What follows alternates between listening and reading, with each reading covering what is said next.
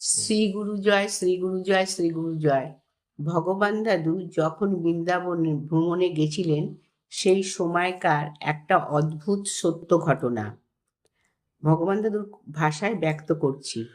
অনুমান রাত 2টোর সময় উঠে আমি মশারির ভিতরে বসে নাম মহামন্ত্র জপ করিতেছি। চক্ষু মুদিত। ঠিক রাত 3:30 ঘটিকার সময় আমার মাথার ধারে জানলার ফাঁক দিয়ে খুব তীব্রভাবে একটা আগুনের রশ্মি এসে পড়ল। এত তেজ তাতে আমার চক্ষু মেলিয়া গেল।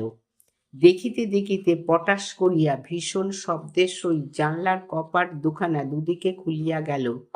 আমি তখন হতবুদ্ধি হইয়া হাউমাউ করিয়া সুধাংশু, যদুনাথ, হরিপদর, ব্রহ্মানন্দ ইত্যাদি বলে চিৎকার করে বাতি ধরাইয়া আনিতে বলিলাম।